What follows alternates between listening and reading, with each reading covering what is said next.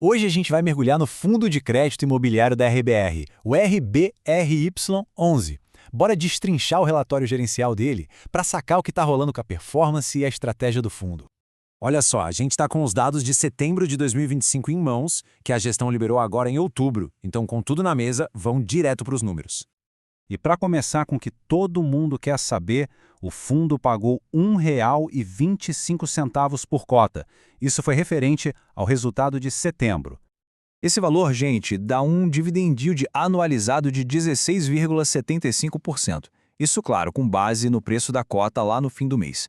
É um rendimento bem parrudo, né? Especialmente se a gente botar lado a lado com outras opções de renda fixa por aí. E falando no preço de mercado, isso já puxa outra métrica super importante, o P sobre VP, o famoso preço sobre valor patrimonial. Ele fechou o mês em 0,97. O que isso quer dizer na prática? Simples. A cota que estava sendo negociada a R$ 96,21, na verdade valia, no papel, R$ 99,48, ou seja, estava com um desconto. Ok. Para a gente organizar a conversa, nosso roteiro vai ser o seguinte: a gente começa com uma visão geral e os rendimentos, depois mergulha na carteira de CRIs, vê o que mudou na carteira de FIIs, passa pelos resultados e o caixa, analisa os riscos e, por fim, a gente fecha com o resumo e o que o gestor está dizendo. Vamos lá? Certo. Começando pela visão geral e os rendimentos. O objetivo do fundo é bem direto ao ponto: ganhar dinheiro com rendimentos e valorização, investindo a maior parte do capital em certificados de recebíveis imobiliários, os famosos CRIs. E é exatamente nessa carteira de CRIs que a estratégia toda ganha vida. A gente está falando de mais ou menos 82% do patrimônio do fundo alocado aqui. É o coração da operação, de onde vem a maior parte do resultado.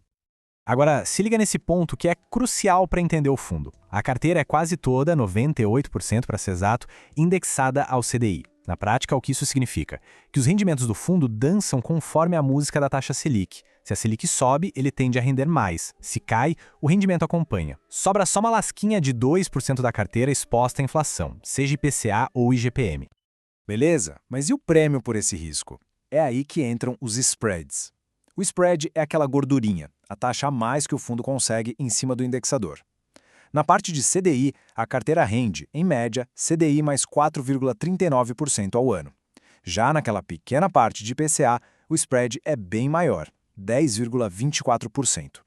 É essa taxa extra que, no fim das contas, paga pelo risco de crédito que o gestor está correndo. Outro ponto que a gente precisa ficar de olho em fundo de crédito é onde estão as garantias dos imóveis. E aqui, a gente vê que 81% delas estão no Sudeste, e dá para mais fundo.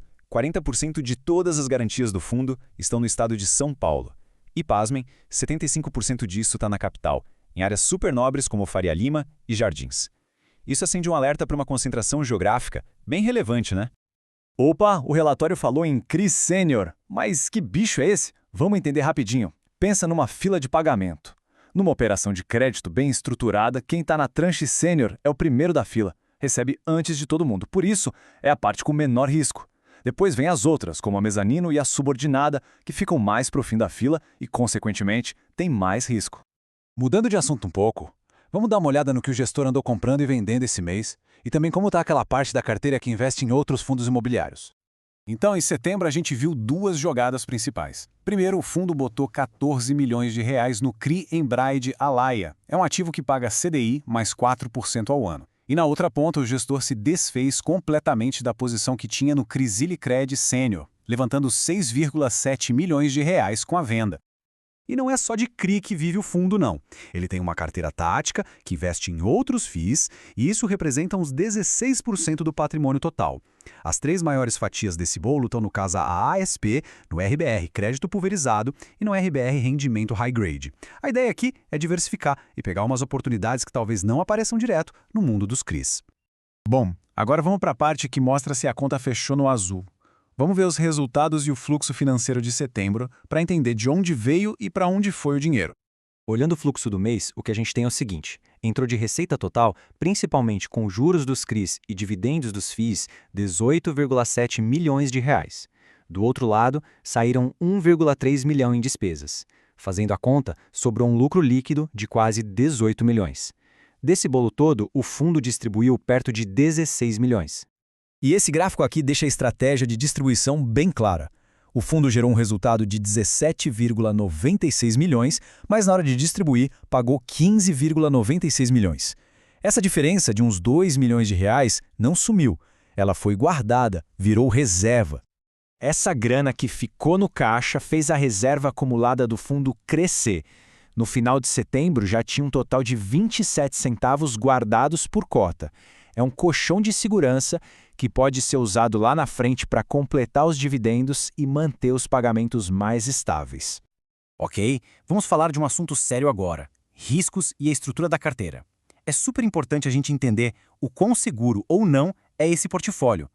E o relatório traz umas métricas bem legais sobre risco. Primeiro e mais importante, a inadimplência está zerada. Todas as 42 operações estão pagando em dia. A duration média, que é basicamente o tempo que o fundo leva para receber a grana de volta, está em 2,4 anos. O LTV médio, ou Loan to Value, que é aquela relação entre o tamanho da dívida e o valor da garantia, está em 61%. Quanto menor esse número, melhor. E um detalhe que chama a atenção: 95% das operações foram estruturadas pela própria RBR. Isso mostra que eles conhecem o que estão fazendo. Agora, sobre a alavancagem, o relatório não soltou dados para a gente conseguir calcular os índices, então ficamos no escuro nesse ponto. Para a gente amarrar tudo que a gente viu, vamos fazer um resumão dos pontos principais e ver o que o próprio gestor tem a dizer sobre o mês. Então, colocando na balança o que a gente tem. Do lado bom, a carteira está toda em dia, sem calote, a distribuição foi forte e ainda está juntando reserva. Já do lado que precisa de atenção, aquela concentração gigante no CDI, que pode ser um problema se os juros caírem, a concentração geográfica das garantias, com muito peso em São Paulo, e o fato de a cota ainda estar sendo vendida na bolsa por menos do que ela vale patrimonialmente. E o próprio gestor faz questão de ressaltar que a qualidade do portfólio é um pilar. Essa frase aí, tirada do relatório, reforça a tese deles. O foco é em garantias imobiliárias fortes e em manter aquele LTV médio na casa dos 61%, o que dá uma bela camada de segurança para as operações de crédito. Essa é a visão da gestão super focada na segurança da carteira. Mas olhando para o futuro, isso nos deixa com a reflexão. Com uma carteira tão amarrada no CDI, como é que o fundo se posiciona para os desafios de uma eventual queda da Selic? E que oportunidades podem surgir nesse novo cenário? A resposta para isso vai ser a chave para o desempenho futuro do fundo. Sua inscrição faz a diferença. Continue acompanhando nossas análises e contribua para que mais investidores tenham acesso a informações relevantes.